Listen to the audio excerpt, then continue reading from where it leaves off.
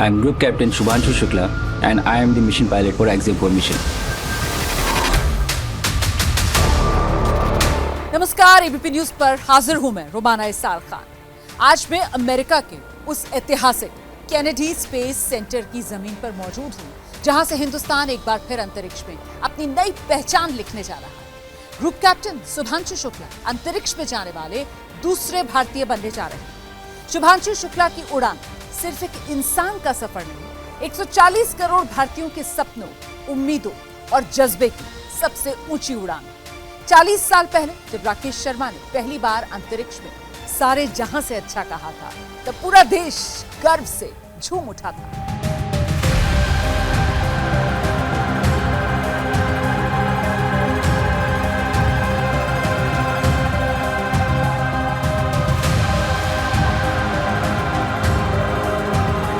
ऊपर से भारत कैसा दिखता है आपको? जी, मैं बगैर किसी झिझक के कह सकता हूँ कि सारे जहां से अच्छा। 40 साल बाद शुभांशु शुक्ला इस ऐतिहासिक मिशन के लिए चुने गए। ये सिर्फ एक अंतरिक्ष यात्री की उड़ान नहीं, बल्कि हर भारतीय के दिल की धड़कन, हर आंख का सपना और हर युवा के आत्मविश्वास की कहानी है। 1984 के बाद पहली बार कोई भारतीय अंतरिक्ष की दहलीज पार कर रहा है, वो भी सीधे इंटरनेशनल स्पेस स्टेशन तक।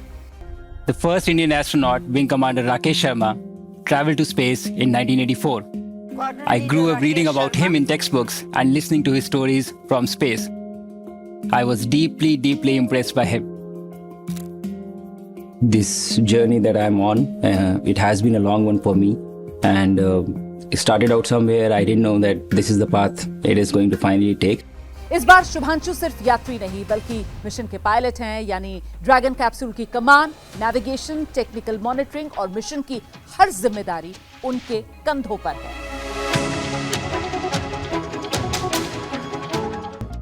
The knowledge that he possesses, he could be 130 years old.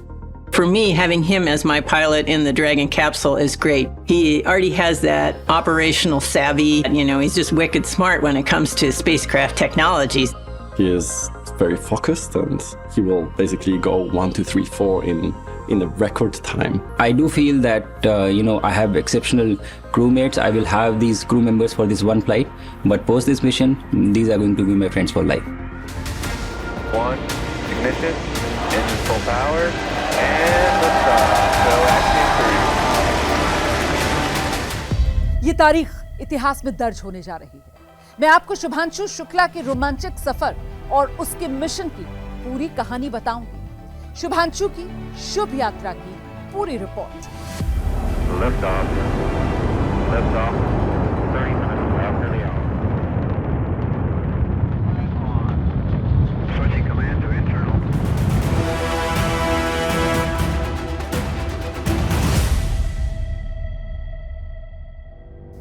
मेरे बगल में यही फैल्कन 9 रॉकेट है, जिससे शुभांशु शुक्ला अपने 3 साथियों के साथ अंतरिक्ष की उड़ान भरेंगे। आपको बताते हैं कि जिस रॉकेट से शुभांशु अंतरिक्ष में जाने वाले हैं, उसमें ऐसा क्या खास है। ये एलन मस्क की कंपनी स्पेसएक्स का रॉकेट फैल्कन 9। ये रॉकेट 70 मीटर ऊंचा यानी कुतुब मीनार के बराबर, 550 टन इसका वजन, लो अर्थ ऑर्बिट यानी पृथ्वी की सतह से 200 से 2000 किलोमीटर ऊपर तक 22,000 किलो तक भार लेकर जा सकता है, जो इसे दुनिया के सबसे ताकतवर रॉकेट्स में शामिल करता है। शुभांशु शुक्ला की मंजिल इंटरनेशनल स्पेस सेंटर धरती से 400 किलोमीटर की ऊंचाई पर है।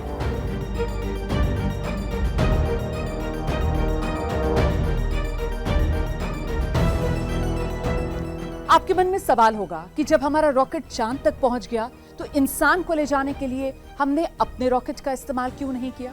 तो आपको बता दें कि इसरो के पीएसएलवी और जीएसएलवी रॉकेट से ये काफी एडवांस है। हिंदुस्तान में अभी जो रॉकेट बन रहे हैं, वो धरती पर वापस लौटते समय जल जाते हैं, जबकि ये फैल्कन 9 रॉकेट सेकेंड फेज के अलग होने के बाद सफलतापूर्वक वापस लौटता है। इसकी सबसे बड़ी खासियत ये कि ये दोबारा इस्तेमाल होता है, जिससे अंतरिक्ष जाने का खर्च काफी कम हो जाता है।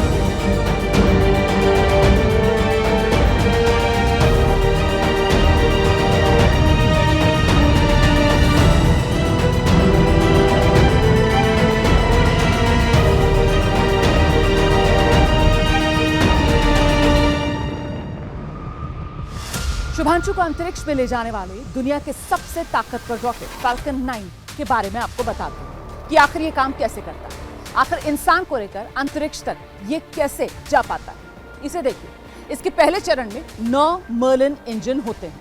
जब फाल्कन 9 रॉकेट जमीन से उड़ान भरता है तो इसके नीचे लगे 9 बड़े इंजन इतनी ताकत से धक्का लगाते हैं कि वो 7.5 लाख किलो के वजन को ऊपर उठा सकते हैं। ये ताकत इतनी ज्यादा होती है कि रॉकेट भारी वजन के साथ अंतरिक्ष की ओर तेजी से उठ जाता है। इसको आप ऐसे भी समझिए कि ये थ्रस्ट यानी रॉकेट की ताकत बोइंग 747 जैसे करीब 5 बड़े हवाई जहाजों को एक साथ हवा में उठाने जितनी है।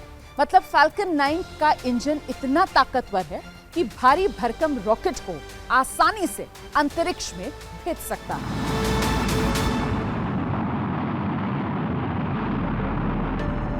मस्क की कंपनी ने ये जो रॉकेट बनाया है वो अंतरिक्ष का सफर कैसे पूरा कर पाता है, इसको समझिए। ये 9 इंजन उड़ान और लैंडिंग के समय अपनी ताकत को कंट्रोल करते हैं ताकि रॉकेट सुरक्षित उड़ सके और फिर वापस भी आ सके। रॉकेट के इंजन्स की ताकत को जरूरत के हिसाब से तेज और धीमा किया जाता है। अगर इंजन उतनी ही ताकत से चलते रहे तो फिर रॉकेट का जो बैलेंस है वो बिगड़ सकता है। जब रॉकेट का पहला चरण वापस धरती पर उतरता है तब भी ये इंजन उसे धीमा करने और सही जगह पर लैंड कराने में मदद करते हैं। पिछले साल नवंबर में ही इसरो के सैटेलाइट GSAT-20 को इसी रॉकेट से अंतरिक्ष भेजा गया, क्योंकि GSAT का वजन 4700 किलो था और इसरो के सबसे शक्तिशाली LVM-3 की क्षमता 4000 किलो है। ये मस्क की कंपनी से इसरो के सैटेलाइट की पहली उड़ान थी।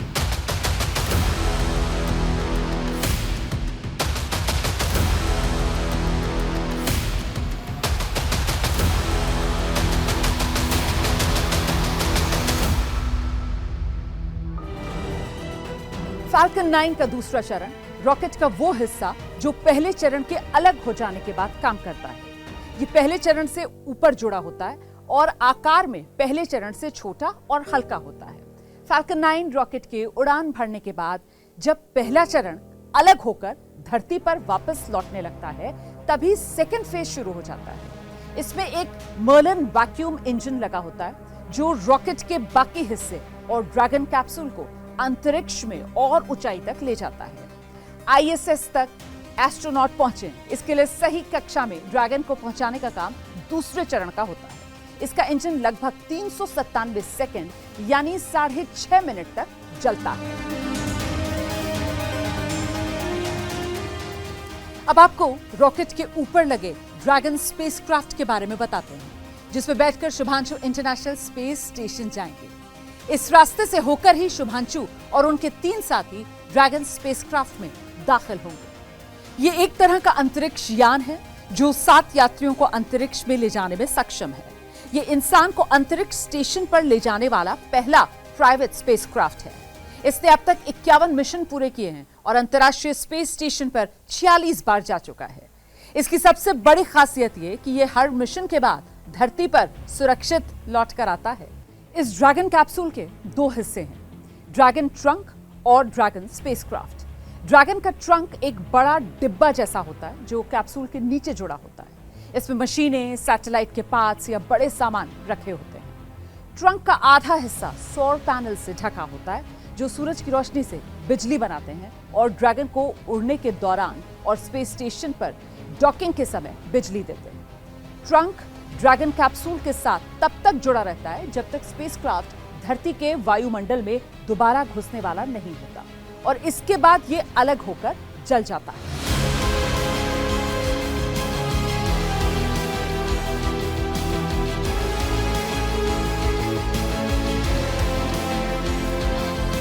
अब इस मिशन का सबसे अहम हिस्सा ये वो लट्टू जैसा कैप्सूल है जिसमें इंसान यानी अंतरिक्ष यात्री होते हैं।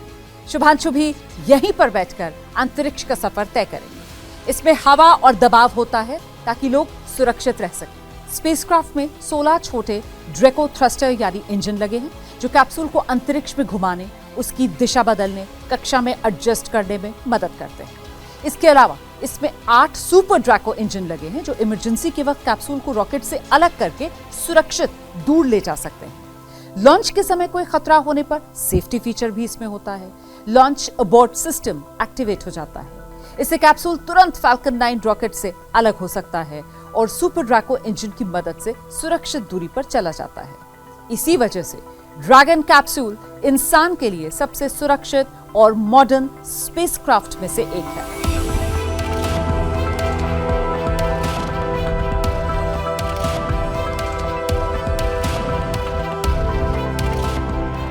अब इस सफर के उस हिस्से पर आते हैं जब शुभांशु को अपनी मंजिल मिलेगी। ड्रैगन कैप्सूल धरती से अंतरिक्ष में जाकर सीधे आईएसएस से नहीं जोड़ दिया जाता। सबसे पहले कैप्सूल पृथ्वी की कक्षा में घूमना शुरू करता है और फिर धीरे धीरे अपनी गति और दिशा को बदलकर आईएसएस की ऑर्बिटल स्पीड के बराबर करता है ताकि आईएसएस के पास पहुंच सके। ये पूरा प्रोसेस जिसमें कैप्सूल और आईएसएस एक ही रास्ते पर एक ही स्पीड से और एक दूसरे के बहुत नजदीक आते हैं, रॉन्डेवू कहलाता है, मतलब तय समय और तय जगह पर पहुंचना।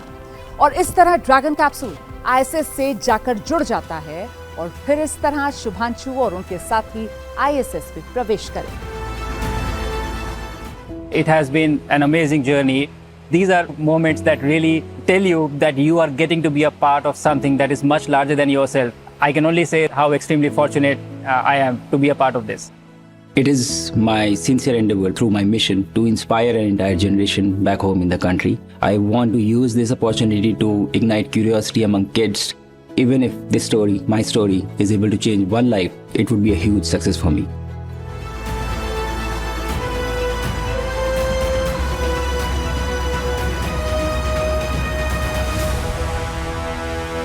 अब हम पहुंच चुके हैं उसी इंटरनेशनल स्पेस स्टेशन, यानी इंसान की बनाई वो सबसे बड़ी और एडवांस लैब जो पृथ्वी के चारों तरफ लगातार घूम रही है। आईएसएस यानी इंटरनेशनल स्पेस स्टेशन धरती से करीब 400 किलोमीटर ऊपर है और हर 90 मिनट में एक चक्कर लगा लेता है। इसका आकार 109 मीटर है, यानी एक फुटबॉल मैदान जितना बड़ा।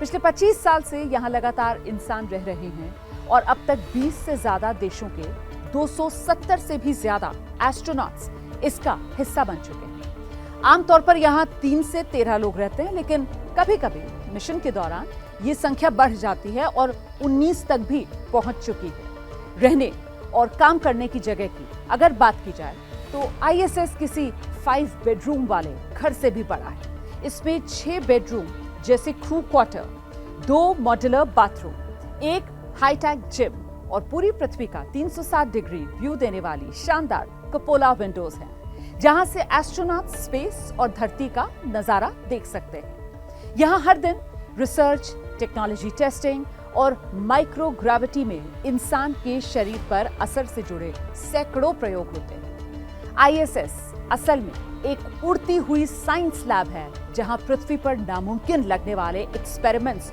रोज हकीकत बनते हैं।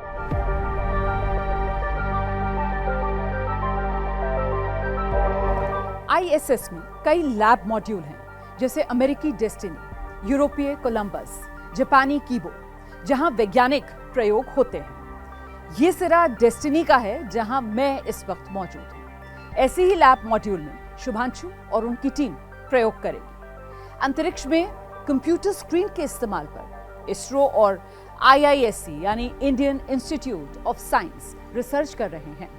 इस रिसर्च का मुख्य उद्देश्य ये जानना है कि माइक्रोग्रेविटी में स्क्रीन का इस्तेमाल करने से शरीर पर, दिमाग पर क्या असर पड़ता है। ये प्रयोग बताएगा कि अंतरिक्ष में स्क्रीन के साथ काम करना एस्ट्रोनॉट्स के लिए कितना मुश्किल या फिर आसान है।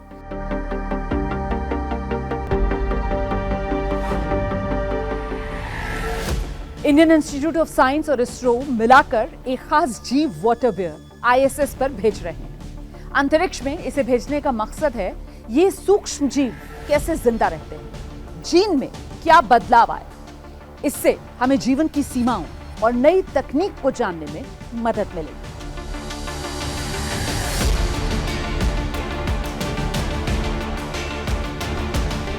अंतरिक्ष में शुभांशु की टीम खेती की संभावनाओं का भी प्रयोग करने जा रही है। 6 तरह के फसलों के बीज अंतरिक्ष में लेकर टीम जा रही है। ये रिसर्च लंबी अंतरिक्ष यात्राओं के लिए खाना उगाने में मदद कर सकती है।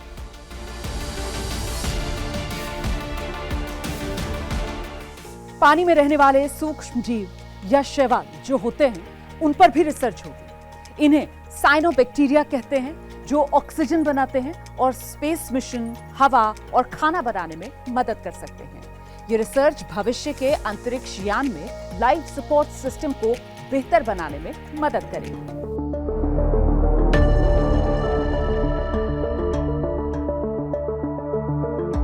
अंतरिक्ष में कम गुरुत्वाकर्षण यानी माइक्रोग्रेविटी में मांसपेशियों पर असर और खास सप्लीमेंट से इसे रोकने पर रिसर्च होगी। अंतरिक्ष में मांसपेशियों की कमजोरी की वजह और उसका इलाज खोजा जाएगा। इससे धरती पर भी मांसपेशियों की बीमारियों के बेहतर इलाज में मदद मिलेगी।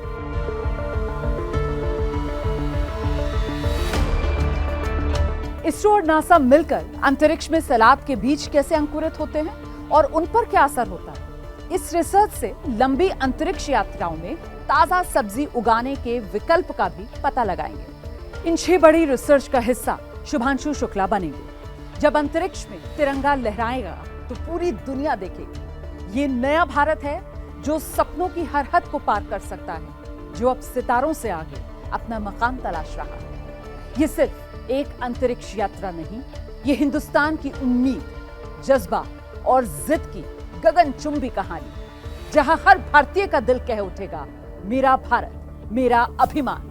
शुभांशु की यात्रा शुभ हो।